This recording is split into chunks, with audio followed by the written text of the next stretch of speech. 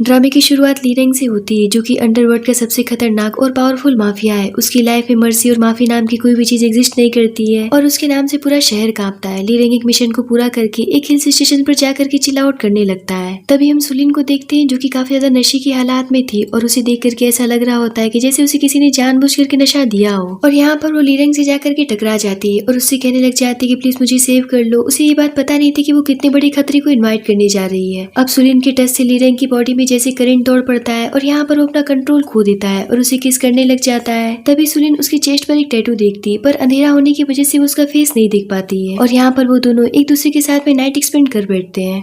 अब यहाँ से हमें 6 साल के बाद का सीन दिखाया जाता है, जहाँ सुलिन अपनी स्टेप मदर से कहती है कि आप कैसी माँ हैं, जो कि मुझे एक ऐसे इंसान के हाथों सौंप रही हैं जो कि पिछले 3 सालों में 4 लड़कियों को जान से मार चुका है। ये सब जानते हुए भी आप मुझे बस इसलिए आग में फेंकना चाहती है कि वो गू फैमिली का हेड है। इतना कह करके वो वहाँ से जाने लगती है, पर उसे मेड पकड़ लेती है, जहाँ उसकी स्टेप मदर उसकी बेटी की वीडियो से दिखाते हुए कहने लगती है कि अगर तुमने मेरी बात काटने की कोशिश भी की तो मैं तुम्हारी बेटी के साथ में क्या करूंगी इसका तुम अंदाजा भी नहीं लगा सकती। अपनी बच्ची को देख करके सुलिन फूट फूट कर रोने लगती है और उनसे कहने लगती है कि मेरी बेटी के साथ में कुछ भी मत करना। जिस पर उसकी मदर कहती है कि आखिर तुम कब तक इस लड़की के चक्कर में यूं ही घूमती रहोगी, इससे हमारा बहुत नुकसान हो रहा है, इसीलिए चुपचाप से गुयान के पास चली जाओ, वरना तुम जानती हो कि मैं क्या करूंगी। सुलिन कहती कि मैं आपकी हर बात मानने के लिए तैयार हूँ, पर प्लीज मेरी बेटी के साथ में कुछ भी मत करना। अब सुलिन अपनी बेटी की वजह से मजबूर होकर के गुयान के घर पहुंच जाती है और सोचती है कि मैं जानती हूँ कि आज मैं गुयान के हाथों अपनी इज्जत सौंप दूंगी। इतना कह करके वो उसके रूम में मौजूद इंसान को हक कर लेती है,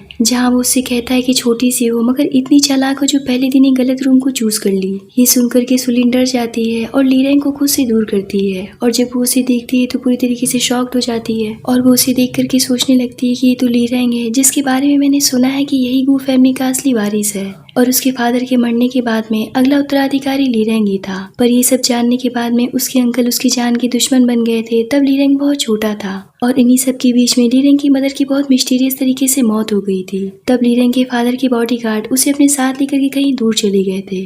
तब से वो उन्हीं के बीच में पला बढ़ा है और वक्त और हालात ने ली रेंग को पूरी तरीके से बदल कर रख दिया, जहाँ अब ली रेंग के नाम से भी लोग कांपते हैं और अब वो वापस अपने अंकल से अपना सब कुछ लेने के लिए आया है। अब कहानी प्रेजेंट में आती है और सुलिन सोचती कि मैं गलती से इतनी खतरनाक आदमी के रूम में आ गई और मैंने उसे प्रोवोक भी कर दिया है, अब मैं क्या करूं। वो ली रेंग से कहती कि माफ करिएगा, मैं पहली बार यहाँ पर आई थी इसलिए मैं गलती से आपके रूम में आ गई, प्लीज इस बात को अभी ही भूल जाइए। इतना कह करके वो वहाँ से जाने लगती है, पर ली रेंग उसे रोक लेता है और कहता है कि तुम्हें क्या लगता है कि तुम इतनी आसानी से यहाँ से चली जाओगी। मुझे पता है कि मेरे अंकल तुम्हें यहाँ पर उन्हें खुश करने के लिए लाए हैं, पर मुझे इस बात से कोई भी परेशानी नहीं है, लेकिन अगर मैंने तुम्हें उनसे पहले ही अपना बना लिया तो तुम मेरी हो जाओगी। इतना कह करके वो उसके करीब जाने लगता है तो सुलिन कहती कि प्लीज मेरे साथ में ऐसा कुछ भी मत करिए, मैं बहुत ही मजबूर सी लड़की हूँ। जिस पर ली रेंग कहता है कि हर मजबूरी को पैसों से खरीदा जा सकता है और तुम्हें तो ये बात अच्छी तरीके से पता है कि मेरे अंकल के पास में कितने पैसे हैं और जब तक वो इंसान दिवालिया नहीं हो जाता है तब तक मेरे दिल को सुकून नहीं मिल सकता है। तभी बाहर से गुयान की आती आवाज सुलिन सुन लेती है, जिसे सुन करके वो ली रेंग से कहती कि प्लीज मुझे जाने दीजिए, मैं वो सब कुछ करने के लिए तैयार हूँ जो आप मुझसे कहेंगे।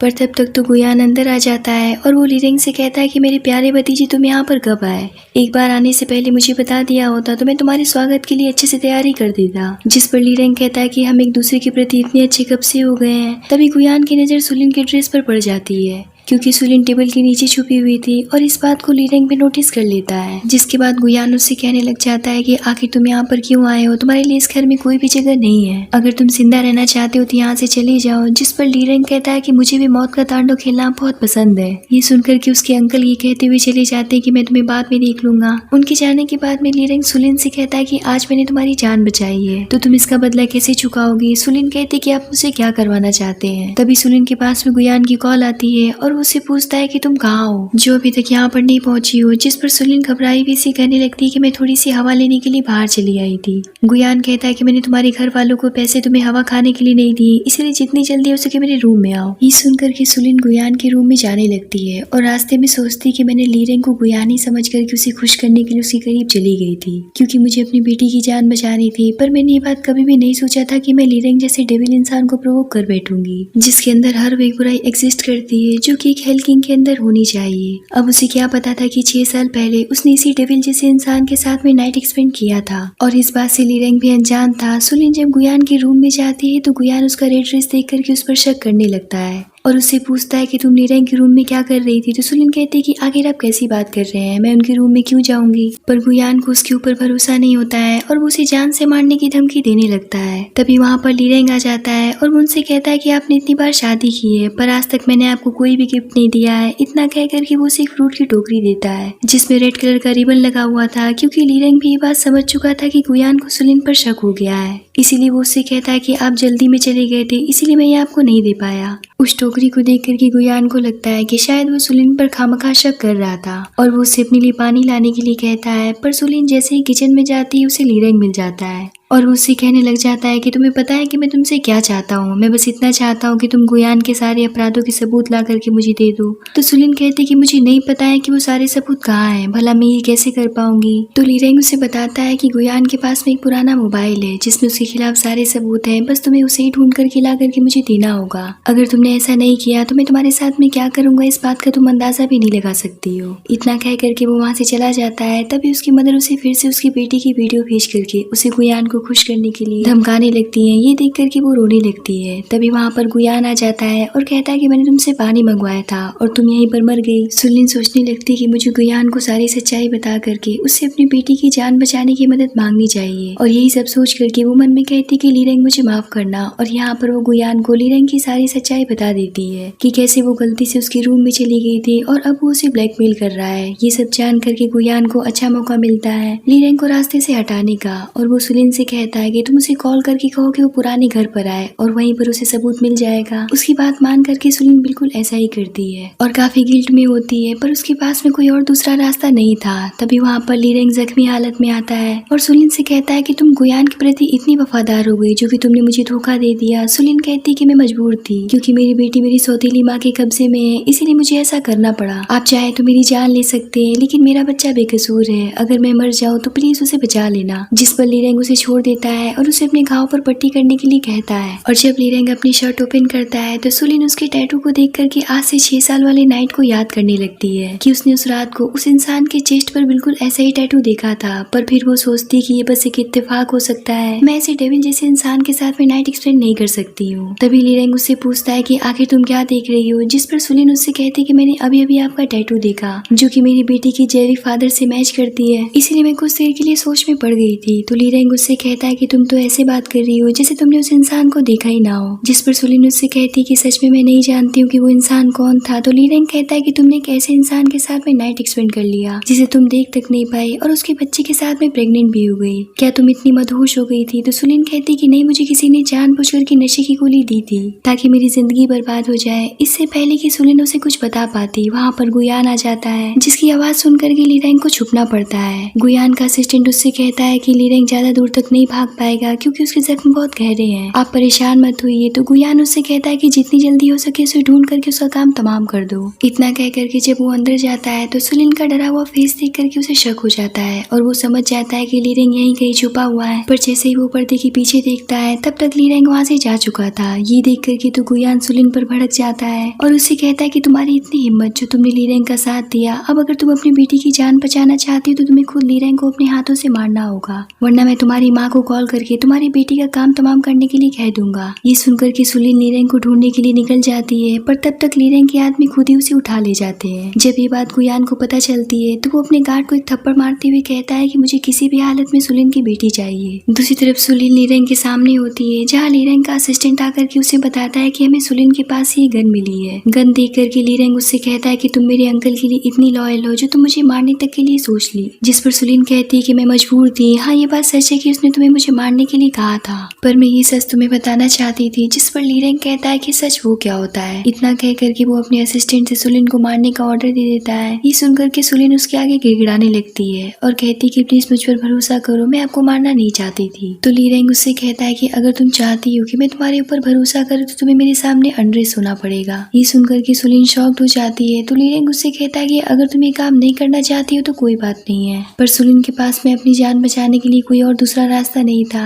इसीलिए वो ये काम करने के लिए तैयार हो जाती है और अपना ड्रेस उसके सामने ओपन कर देती है, जिसे देख करके ली रेंग कहता है कि लगता है कि तुम्हारे अंदर शर्म नाम की कोई चीज नहीं है। तो सुलिन कहती है कि हाँ मुझे कोई शर्म नहीं है, क्यों क्या हुआ, आपको ये सब पसंद नहीं आ रहा है। सुलिन उसे पीछे से हक कर लेती है और कहने लग जाती है कि अगर आप मेरी बेटी की जान बचा लेंगे तो मैं वो सब करने के लिए तैयार हूँ जो आप मुझसे करवाना चाहेंगे। तभी ली रेंग सोचने लगता है कि उसके असिस्टेंट ने तो पहले से ही उसे वो सेलफोन ला करके दे दिया है जिसमें उसके अंकल के खिलाफ सारे सबूत थे। ली रेंग कहता है कि फौरन से अपनी ड्रेस पहन लो, जिस पर सुलिन अपना ड्रेस पहन लेती है और सोफे पर पड़े गन को उठा करके ली रेंग के ऊपर पॉइंट कर देती है और उससे कहती है कि मुझे माफ करना, मेरी बेटी की जान बचाने के लिए मुझे तुम्हें मारना होगा। इतना कह करके वो गन चला देती है पर उसमें गोली नहीं थी। ली रेंग उससे कहता है कि तुम कुछ ज्यादा ही ब्रेव बन रही हो, पर सच कहो तो तुम बहुत बड़ी मूर्ख हो। मैंने तुमसे कहा था ना कि मुझे धोखा देने का अंजाम बहुत बुरा होगा। मैंने सोचा था कि मैं तुम्हारी बेटी को तुम्हें वापस दिलाऊंगा, पर अब ऐसा नहीं होगा। इतना कह करके वो उसकी बेटी की वीडियो उसे दिखाता है, क्योंकि अब सुलिन की बेटी ली रेंग के पास में थी। ये देख करके सुलिन रोने लगती है और उससे कहती है कि तुम एक राक्षस हो और एक जानवर हो। मेरी बेटी सिर्फ 5 साल की है, आगे तुम्हें उससे क्या दुश्मनी है। जिस पर ली रेंग उससे कहता है कि तब तुमने ये बात क्यों नहीं सोची थी जब तुमने मेरे ऊपर अभी भी गोली चलाई, और उससे पहले तुम मुझे सीड्यूस कर रही थी।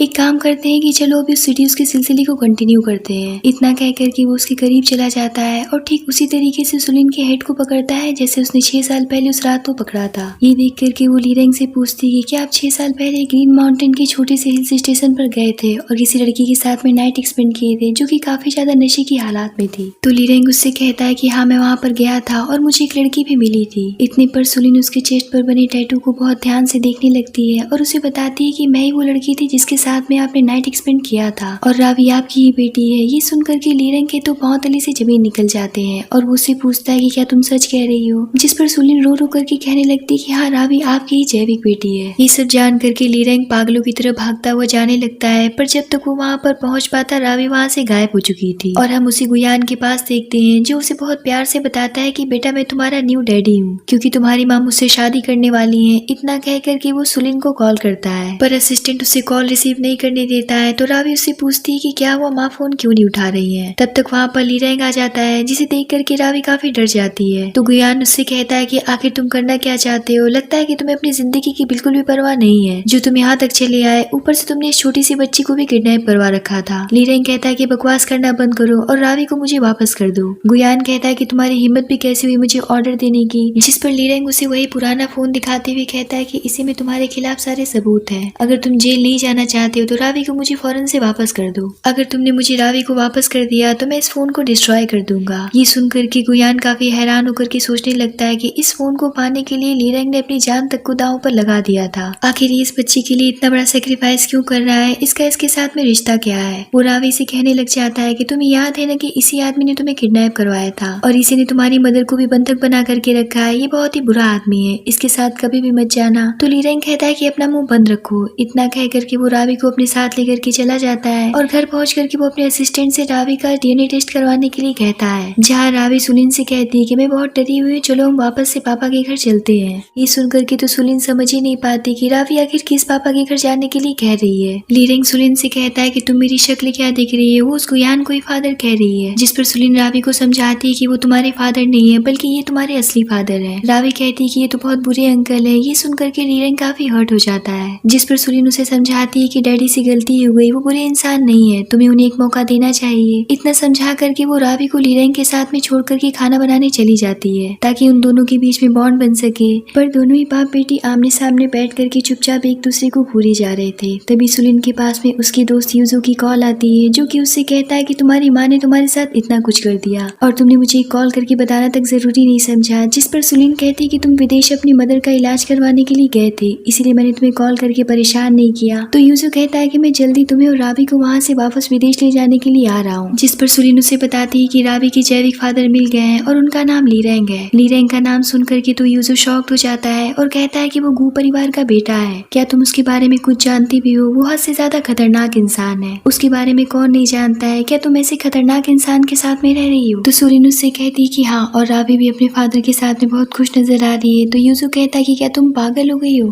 तुम ऐसे जानवर जैसे इंसान के साथ में नहीं रह सकती हो, मैं तुम्हें बहुत जल्दी लेने के लिए आ रहा हूँ। तभी वो ली रेंग को देख करके यूजो की कॉल काट देती है, जहाँ ली रेंग उन दोनों को अपने साथ बाहर घुमाने के लिए ले जाता है। पर जैसे ही वो कार को ओपन करता है, उसे एक हॉरर डॉल दिख जाती है, जिसे देख करके वो काफी डर जाता है। कारण ये था कि ठीक इसी तरीके से उसकी माँ की भी मौत हुई थी, तब वो बहुत छोटा था। और यही सोच करके ली रंग पागल हो जाता है और चिल्लाने लग जाता है। अपने फादर की ऐसी हालत देख करके रावी उसके पास जाकर के उसे कूल डाउन कराती है। अपनी बच्ची को देख करके वो शांत हो जाता है और उसे गले से लगा लेता है। घर पहुंच करके भी वो काफी सदमे में होता है और पिछली बातों की वजह से वो रो रहा होता है। तभी वहाँ पर सुलिन आती है, जिसे देख करके वो कहता है कि मुझे आज तक ये बात पता नहीं चल पाई कि आखिर मेरी माँ की मौत कैसे हुई। मुझे खुद से नफरत है कि मैं ये बात कैसे भूल गया। मैं एक जानवर हूँ जो कि अपनी माँ की यादों को भूल बैठा। वो सुलिन से कहता है कि तुम्हें भी ऐसा ही लगता है ना कि मैं एक राक्षस और जानवर हूँ। जिस पर सुलिन कहती है कि मैं समझ सकती हूँ कि ये बहुत ही ज्यादा आसानी है, पर इन सब में आपकी कोई भी गलती नहीं है। आपको हालात ने ऐसा बना दिया है। लीरेंग उससे कहता है कि तुम रावी को लेकर के मेरी इस गंदी दुनिया से कहीं दूर चली जाओ। तो सुलिन उससे कहती है कि मैं आपको छोड़ करके कहीं भी नहीं जाऊंगी, जिस पर वो उसे किस कर लेता है और उसे उठा करके अपने बेडरूम में ले जाता है, जहाँ वो दोनों एक दूसरे के साथ में नाइट स्पेंड करते हैं। सुबह लीरेंग की जब आँख खुलती है तो वो सुलिन को काफी सुकून भरी निगाहों से देखता है। तभी उसका असिस्टेंट डीएनए रिपोर्ट लेकर के आ जाता है। तो लीरेंग रावी की फोटो दिखाते हुए उससे कहता है कि क्या तुम्हें नहीं लगता है कि मेरी बेटी है? मुझे अब इस डीएनए रिपोर्ट को देखने की कोई भी जरूरत नहीं है। जितनी जल्दी उसे किसी फाड़ करके फेंक दो। बाहर निकल करके असिस्टेंट उसे जलाने ही जा रहा होता है, पर वो फिर कुछ सोच करके उसे नहीं जलाता है और उसे लेकर के चला जाता है। सुबह सुलिन जब बाहर निकलती है तो वो कुछ गार्ड्स को ये कहते हुए सुनती है कि बॉस को तो तुम अच्छी तरीके से जानते हो, जब तक उन्हें कोई चीज पसंद है तब तक तो ठीक है, पर जब उन्हें पसंद नहीं आता है तो वो उसका काम तमाम कर देते हैं। उनकी बातें सुन करके सुलिन घबरा जाती है और सोचती है कि मेरी बेटी ठीक तो होगी ना। वो दौड़ करके जाती है और रावी को लीरेंग से अलग कर देती है। रावी कहती है कि पापा तो मुझे एप्पल खिला रहे थे। ये देख करके लीरेंग को बहुत बुरा लगता है, जिसके बाद सुलिन उससे माफी मांगती है। तो लीरेंग उससे कहता है कि क्या तुम मेरे ऊपर जरा सा भी यकीन नहीं है? इतना कह करके वो उसी कार में लेकर के चला जाता है। तो सुलिन उससे कहती है कि हम एक दूसरे को अभी तक नहीं जानते हैं और इससे पहले आपने मुझे कई बार धमकाया, इसीलिए मुझे टेंशन हो गई थी। जिस पर लीरेंग कहता है कि पर कल रात तो तुम बहुत ही ज्यादा रिलैक्स थी, फिर आज क्या हुआ? तुम्हें पता है कि बुरा आदमी कैसा होता है? देखो मेरी जैसा होता है, मैं तुम्हें बस एक खिलौना मानता हूँ, तुम मेरे लिए बस एक खेलने की चीज हो। ये सब सुनकर के सुलिन पूरी तरीके से शॉक्ड हो जाती है, जिसके बाद लीरेंग उसके साथ में जबरदस्ती कार में सब कुछ कर लेता है और अपने असिस्टेंट से दवा भिजवा देता है, जिसे सुलिन बिना कुछ के ही खा जाती है। उसका ऐसा रूप देख करके वो अपने दोस्त को कॉल करके कहती है, तुमने बिल्कुल ठीक कहा था, लीरेंग एक जानवर है और अब मैं उसके साथ में और नहीं रहना चाहती हूँ। मैं आज ही विदेश जाना चाहती हूँ। मैं अभी तुम्हारे पास आ रही हूँ। इधर असिस्टेंट लीरेंग से पूछता है कि बॉस आपने मैडम को वो गोली क्यों दी थी? तो लीरेंग बताता है कि वो तो बस एक विटामिन था। सुलिन अभी भी मुझ पर शक करती है और मैं उसकी नजर में एक बहुत ही बुरा इंसान हूँ। मैं तो बस उसे एक बुरे इंसान की झलक दिखा रहा था ताकि वो अच्छे और बुरे में फर्क कर सके। तभी वहाँ पर सुलिन आती है और रावी को लेकर के जाने लगती है। तो लीरेंग उसे रोकता है। सुलिन कहती है कि मैं आपके साथ में और नहीं रहना चाहती हूँ, जिस पर लीरेंग कहता है कि पर तुम दोनों मेरे हो, भला तुम मुझे छोड़ करके कैसे जा सकती हो? जिस पर सुलिन गुस्से से उसे एक जोरदार थप्पड़ मार देती है, पर लीरेंग उसे बहुत प्यार से समझा करके वापस चलने के लिए कहता है। सुलिन सोचती है कि मुझे इतनी आसानी से नहीं जाने देगा, अभी मैं इसकी बात मान जाती हूँ, बाद में मैं भाग जाऊंगी। यही सोच करके वो वापस चली जाती है, जहाँ असिस्टेंट लीरेंग से कहता है कि आपको मैडम को मनाने के लिए उनके लिए अपने हाथों से खाना बनाना चाहिए। ये सुनकर के लीरेंग खुद अपने हाथों से उसके लिए खाना रेडी करता है, पर जब तक वो सुलिन को लेने के लिए रूम में जाता है तब तक सुलिन रावी को लेकर के वहाँ से भाग चुकी थी। इस बात से लीरेंग काफी परेशान होकर के उसे ढूंढने लगता है, जहाँ उसका असिस्टेंट आकर के उसे बताता है कि अभी अभी मैंने इन दोनों को एक टैक्सी में बैठ करके जाते हुए देखा है। मैंने पहले ही उनके पीछे अपने आदमी को भेज दिया है, पर मैडम आपके साथ में ऐसा क्यों कर रही हैं? मेरी समझ से आपको एक बार डीएनए रिपोर्ट देख लेना चाहिए। उसके कहने पर लीरेंग उस डीएनए रिपोर्ट को देखता है तो उसे सदमा लग जाता है, क्योंकि उस रिपोर्ट में साफ लिखा था कि रावी उसकी जैविक बेटी नहीं है। रिपोर्ट देख करके तो लीरेंग गुस्से से पागल हो जाता है और कहता है कि इतना बड़ा झूठ और धोखा। इधर सुलिन विदेश जाने की पूरी तैयारी कर चुकी थी, पर रावी अपने फादर को छोड़ करके जाने के लिए तैयार नहीं थी।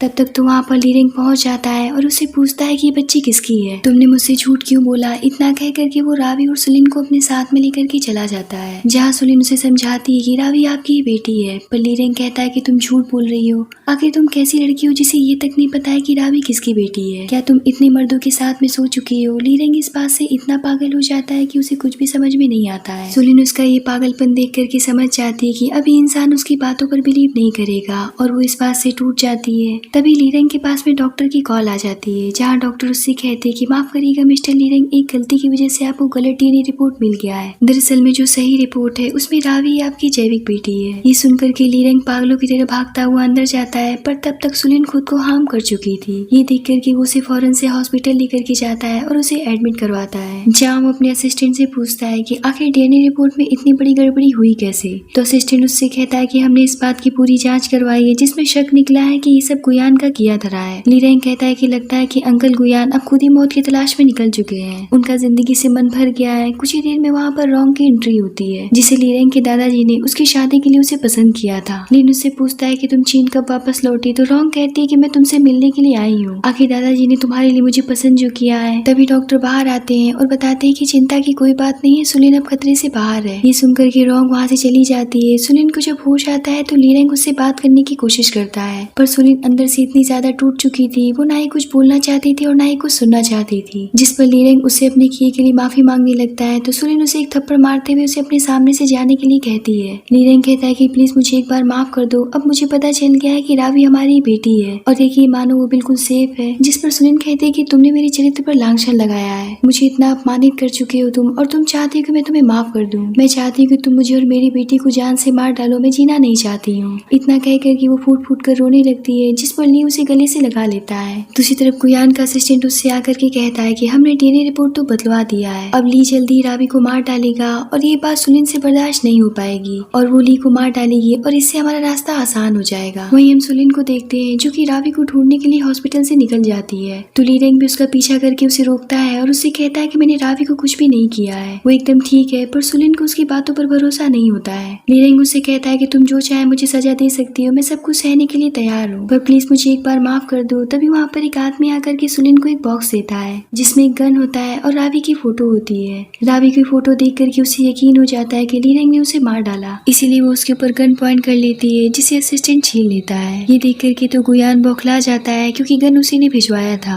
ली रेंग कहता है कि अगर तुम चाहती हो कि मैं मर जाऊं और तुम्हें मेरी मौत से सुकून मिलेगा तो मैं मरने के लिए भी तैयार हूँ। इधर गुयान कहता है कि आज तो मैं इस ली रेंग को अपने हाथों से ही मार डालूंगा। इतना कह करके वो उसे गन पॉइंट करता है, पर तब तक गोली कहीं और से सुलिन के ऊपर चल जाती है, जिसे बचाने के लिए ली रेंग बीच में आ जाता है। गुयान को तो समझ ही नहीं आ रहा होता है कि अभी तो उसने गोली चलाई भी नहीं, फिर आखिर किसने गोली चलाई। पर वो इस बात से काफी खुश हो जाता है कि उसका काम किसी और ने कर दिया और वो खुश होकर के वहाँ से चला जाता है। इधर ली रेंग सुलिन से कहता है कि देखो तुम्हारी गॉड ने सुन ली, और यहाँ पर हमें पता चलता है कि वो गोली रोंग ने सुलिन के ऊपर चलाई थी, जिसे ली रेंग अपने ऊपर ले लेता है। अब ली रेंग की बिगड़ती हालत देख करके सुलिन जोर जोर से रोने लगती है और उसे फौरन से हॉस्पिटल लेकर के जाती है, जहाँ रोंग आकर के बुरी तरीके से उपद्रव मचाने लगती है और सुलिन को एक थप्पड़ मारते हुए कहती है कि मनहूस लड़की आज तुम्हारी वजह से ली रेंग इस हालत में पहुंचा है। कुछ देर के बाद में डॉक्टर बाहर आते हैं और बताते हैं कि पेशेंट अब खतरे से बाहर है। ये सुनकर के सुलिन की जान में जान आती है और वो रावी को ढूंढने के लिए जाने लगती है, तो असिस्टेंट भी उसके पीछे जाता है और उसे समझाने की कोशिश करता है कि आप जैसा बॉस को समझ रही है वो वैसे नहीं है, वो आपसे बहुत प्यार करते हैं। 6 साल पहले जब ये हादसा हुआ था तब से लेकर के आज तक उन्होंने आपको बहुत ढूंढा, क्योंकि उस रात की वजह से वो आपसे शादी करना चाहते थे, पर आप उन्हें कहीं भी नहीं मिली। तब से लेकर के आज तक उन्होंने किसी लड़की को नजर उठा करके देखा तक नहीं, पर सुलिन को उसकी किसी भी बातों पर यकीन नहीं होता है और वो कहती कि मुझे इस इंसान के बारे में कुछ भी नहीं सुनना है। तभी ली का गार्ड रावी को लेकर के आ जाता है, जिसे देख करके उसकी जान में जान आती है। तो असिस्टेंट कहता है कि अब तो आपको यकीन हो गया होगा कि बॉस आप लोगों के साथ में कुछ भी गलत नहीं कर सकते हैं। जिस पर सुलिन कहती कि मैं और मेरी बेटी तुम लोगों से कभी भी दोबारा नहीं मिलना चाहते हैं। इधर ली रेंग को जब होश आता है तो वो सबसे पहले सुलिन के बारे में पूछता है, तो असिस्टेंट बताता है कि वो इस कंट्री से बाहर जा रही है। ये सुनकर के ली पागलों की तरह दौड़ता हुआ बाहर जाने लगता है। असिस्टेंट कहता है कि बॉस ये आप क्या कर रहे हैं, अभी आपकी कंडीशन सही नहीं है। जिस पर ली रेंग उसे कॉल करने के लिए कहता है, पर सुलिन उसका कॉल रिसीव नहीं करती है, पर बार बार कॉल करने पर वो उसका कॉल रिसीव कर लेती है। तो ली रेंग उसकी आवाज सुनकर के बहुत इमोशनल हो जाता है और अपने द्वारा किए गए सुलिन के साथ में बुरे व्यवहार को याद करके गिल्ट से भर जाता है। इसीलिए वो सुलिन से कुछ भी नहीं कह पाता है और ये सोच करके रोने लगता है कि मैं बहुत बुरा इंसान हूँ। जिसके बाद इधर सुलिन अपनी बच्ची के साथ लंदन शिफ्ट हो जाती है। अब हमें 1 साल के बाद का सीन दिखाया जाता है, जहाँ सुलिन एक फैशन डिजाइनिंग कंपनी के लिए काम करने लगती है, जहाँ वो यूजो से बताती है कि हाल ही में मुझे चीन जाना पड़ सकता है। जिस पर यूजो उससे पूछता है कि क्या तुम ली रेंग से मिलने जा रही हो, तो सुलिन उससे कहती है कि इस बात को बीते पूरे 1 साल हो चुके हैं और वो मेरा अतीत था।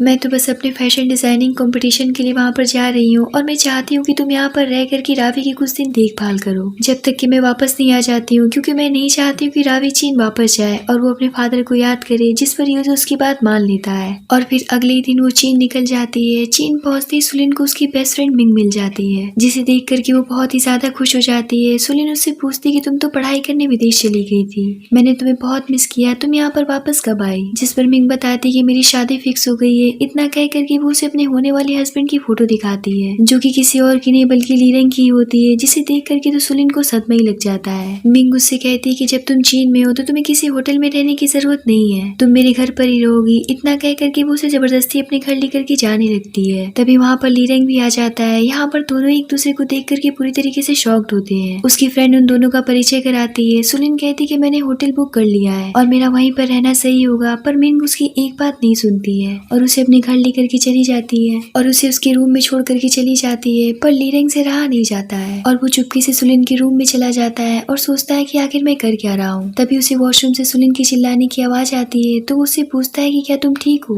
पर सुलिन तो गिर चुकी थी इसीलिए वो अंदर चला जाता है। तब तक उसकी फ्रेंड भी वहाँ पर आ जाती है और उससे पूछती है कि तुम चिल्लाई क्यों। तो सुलिन उसे समझा करके जैसे तैसे करके रूम से बाहर भेजती है और फिर वो लीरेंग पर भड़क जाती है कि आपको शर्म आनी चाहिए, आपकी मिंग के साथ में शादी होने जा रही है, फिर आपको मेरे रूम में नहीं आना चाहिए था। मुझे लगा था कि आप इन बीते सालों में सुधर गए होंगे, अब यहाँ से जितनी जल्दी हो सके निकल जाइए। पर सुलिन के पैर में चोट लगी थी इसीलिए वो उसे उठा करके रूम तक ले जाता है और उसका पैर सही कर देता है। लीरेंग उसे देखता है, वो उससे बहुत कुछ कहना चाहता था पर सुलिन उसे रोक देती है, ये कहते हुए कि हमारे बीच में सब कुछ खत्म हो चुका है, अब आप यहाँ से जा सकते हैं। जिस पर लीरेंग वहाँ से चला जाता है। अगले दिन मिंग और सुलिन एक शॉपिंग मॉल में जाती है जहाँ रोंग इन दोनों को साथ में देख लेती है। तभी वहाँ पर सुलिन के पास में लीरेंग भी पहुँच जाता है। सुलिन उससे पूछती है कि आखिर आप करना क्या चाहते हैं, अगर मिंग ने हमें एक साथ देख लिया तो वो क्या सोचेगी। लीरेंग कहता है कि मैंने तुम्हें बहुत ही ज्यादा मिस किया। तब तक मिंग भी चेंजिंग रूम से बाहर आने लगती है जिसे देख करके वो दोनों दूसरे चेंजिंग रूम में छुप जाते हैं। सुलिन जब चेंजिंग रूम से बाहर आती है तो उसे मिंग देख लेती है, जिस पर सुलिन उससे कहती है कि मैं तो बस कपड़े ट्राई कर रही थी। थोड़ी देर के बाद में वहाँ पर लीरेंग भी आ जाता है जिसे देख करके मिंग कहती है कि तुम तो मेरे बिना एक पल भी नहीं रह पा रहे हो, तभी तो तुम मेरे पीछे पीछे यहाँ तक चले आए। और यहाँ पर सारा का सारा कारनामा रोंग देख लेती है। लीरेंग मिंग को अकेले में लेकर के जाता है और उससे कहता है कि जब मैंने तुमसे पहले ही मना कर दिया था कि मैं तुम्हें जरा सा भी पसंद नहीं करता हूँ और ना ही मैं तुमसे शादी करना चाहता हूँ, फिर तुम ये सब तमाशा क्यों कर रही हो, आखिर तुम मेरे पीछे क्यों पड़ी हुई हो, हमारी फैमिली के सामने मना क्यों नहीं कर दे रही हो। जिस पर मिंग उससे पूछने लगती कि आखिर मेरे अंदर क्या कमी है तो लीरेंग कहता है कि मुझे भूल जाओ। इतना कह करके वो वहाँ से चला जाता है और वो सुलिन से कहता है कि मैंने उसे शादी करने के लिए साफ मना कर दिया है। सुलिन कहती कि आप किसी के साथ में आखिर ऐसा कैसे कर सकते हैं और अपने फ्रेंड की कई बात याद करने लगती है कि उसने उससे कहा था कि उसे ऐसा फील हो रहा है कि जैसे कि वो प्रेग्नेंट है, पर वो ये बात लीरेंग को नहीं बताती है और उसके ऊपर ही शक करने लगती है। लीरेंग कहता है कि मैं पूरी लाइफ तुम्हारे अलावा किसी और के बारे में सोच भी नहीं सकता हूँ, मुझे इन बीते सालों में इस बात का एहसास हुआ कि मैं तुमसे कितना प्यार करता हूँ, प्लीज मुझे एक मौका और दे दो, मैंने खुद को पूरी तरीके से चेंज कर लिया है। पर सुलिन कहती है कि सपने देखना बंद करो, मैं ऐसा कभी भी नहीं करूंगी। इतना कह करके वो वहाँ से चली जाती है और अगले दिन ही वो उस फैशन शो में भाग लेती है और वो उसे जीत जाती है और उसके डिजाइन किए गए ड्रेस को उसी शो में लीरेंग हाई प्राइस में खरीद लेता है। मिंग को लगता है कि शायद वो ड्रेस लीरेंग ने उसके लिए खरीदा है, पर सुलिन को इस बात का अंदाजा हो जाता है कि लीरेंग आज भी उसके प्यार में पागल है, पर वो अभी भी अपनी फ्रेंड को अपनी सच्चाई नहीं बताती है और बाहर जाकर के लीरेंग से पूछती है कि आखिर आप चाहते क्या है। लीरेंग उससे कहता है कि मैं सिर्फ तुम्हें चाहता हूँ। तभी वहाँ पर मिंग आ जाती है जिसे देख करके वो दोनों उस हॉल से भाग खड़े होते हैं। तभी वहाँ पर रोंग भी आ जाती है और वो मिंग से कहती कि मैं जानती हूँ कि लीरेंग कहाँ है। मिंग कहती कि मैं तो तुम्हें जानती तक नहीं हूँ। तो रोंग कहती कि पर मैं लीरेंग को अच्छी तरीके से जानती हूँ और मैं तुम्हारी शादी लीरेंग से करवाने में मदद करूंगी। ये सुनकर के तो मिंग काफी खुश हो जाती है और वो दोनों एक दूसरे के साथ में अपना नंबर शेयर कर लेते हैं। इधर लीरेंग सुलिन को लेकर के अपने घर पहुंचता है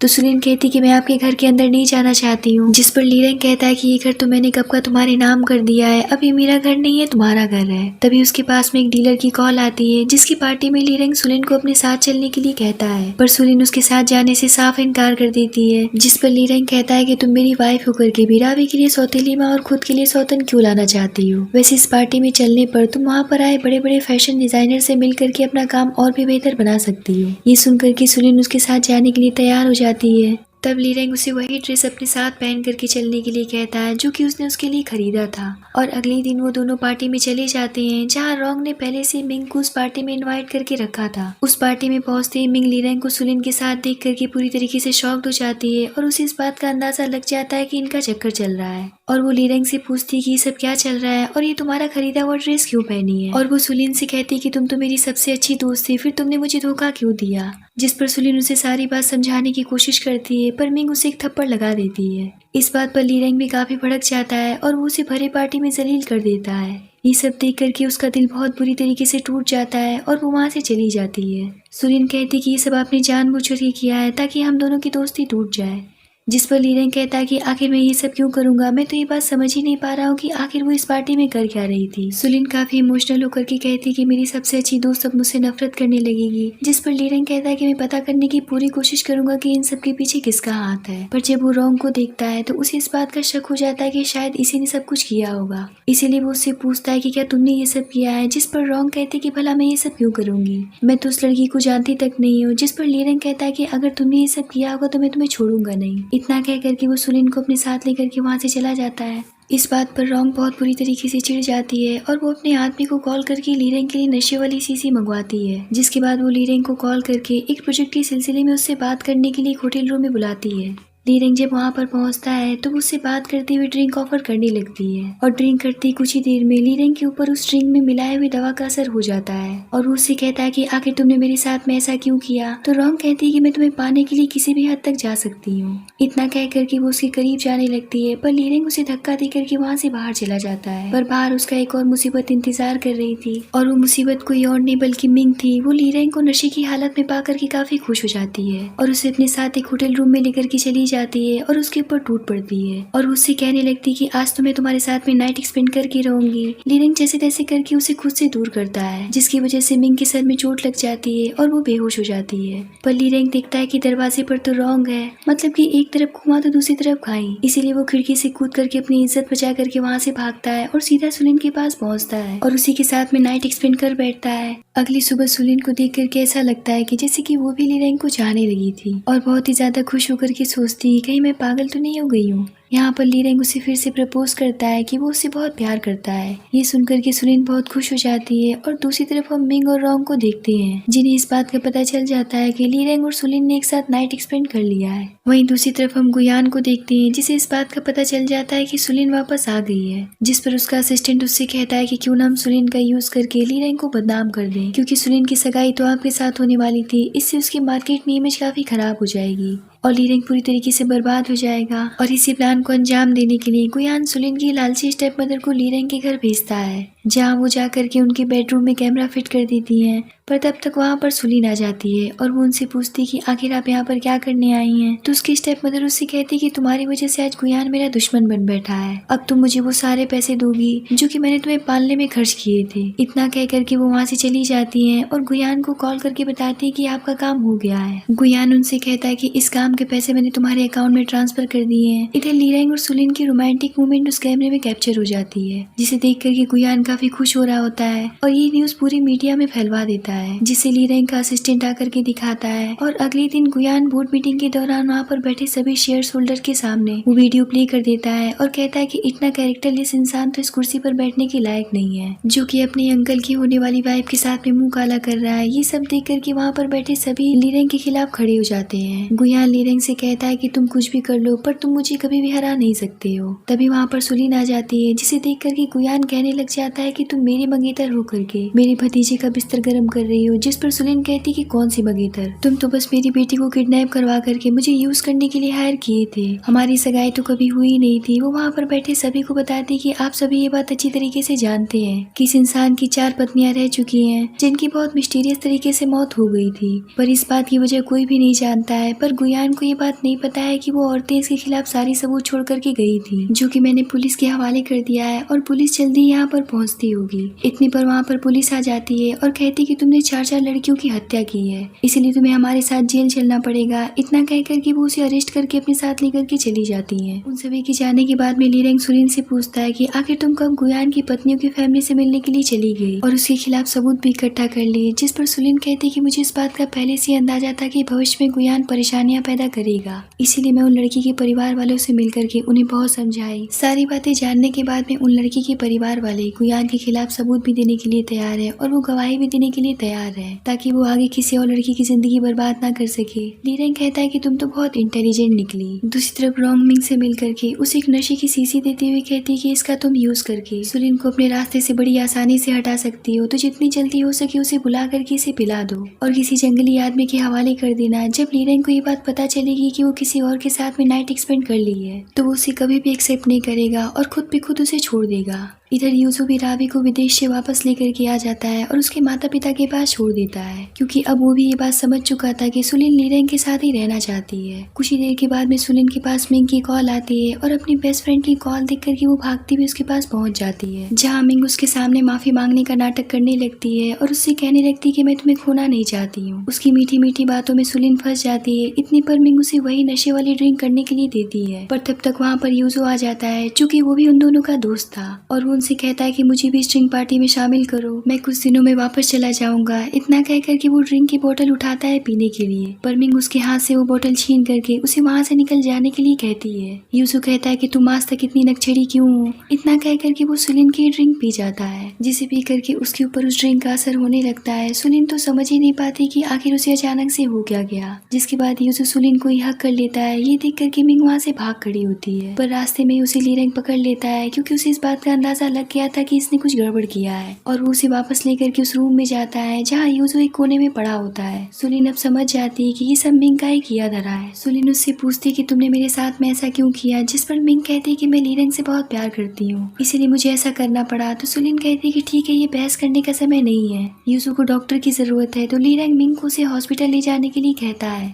उसके जाने के बाद में लीरेंग सुलिन से कहता है कि 7 साल पहले भी तुम्हारे दोस्त ने तुम्हें नशा दिया था, जब तुम मुझे नशे की हालात में मिली थी, लेकिन इस बात पर सुलिन को यकीन नहीं होता है, और वो मिंग के पास जाकर के उससे सच्चाई पूछती है, जहाँ वो उसे बता देती है कि उसी ने सुलिन को नशा दिया था, क्योंकि वो इस बात से बहुत ही ज्यादा जेलस थी कि हर लड़का सुलिन को ही क्यों पसंद करता है। लीरेंग कहता है कि आज के बाद में अगर तुम मुझे कभी दिख भी गई तो मैं तुम्हें जान से मार डालूंगा। ये सब जान करके सुलिन का हार्ट ब्रेक हो जाता है, क्योंकि वो मिंग को अपना बेस्ट फ्रेंड मानती थी। दूसरी तरफ लीरेंग रॉन्ग से मिल करके उसके खिलाफ उसे सारे सबूत दिखाता है, जब उसने सुलिन पर गोली चलाई थी, और वो उससे कहता है कि अभी सारे सबूत दादाजी के पास जाएगी। अपने खिलाफ सबूत देख करके रॉन्ग के पांव तले से जमीन निकल जाता है और वो उसके सामने गिड़गिड़ाने लगती है, पर लीरेंग उसकी एक बात नहीं सुनता है और कहता है कि अब दादाजी फैसला करेंगे कि तुम्हारे साथ क्या करना चाहिए। इतना कह करके वो वहाँ से चला जाता है। ये सब होने के बाद में वो अपने घर जाता है, जहाँ रावी उससे पूछती कि पापा आप कहाँ गए थे। तो लीरेंग उससे कहता है कि मैं तुम्हारी माँ के लिए गिफ्ट लेने गया था, जहाँ वो रिंग निकालता है सुलिन को प्रपोज करने के लिए, जिस पर रावी कहती कि पापा आप इस तरीके से खड़े होकर के माँ को प्रपोज नहीं कर सकते हैं, आपको बैठ करके प्रपोज करना चाहिए। जिस पर लीरेंग बहुत प्यार से सुलिन को शादी के लिए प्रपोज करता है, जहाँ सुलिन भी खुशी खुशी उस रिंग को पहन लेती है और शादी के लिए हाँ कर देती है। और इसी हैप्पी मोमेंट के साथ में इस ड्रामे की यहीं पर हैप्पी एंडिंग होती है।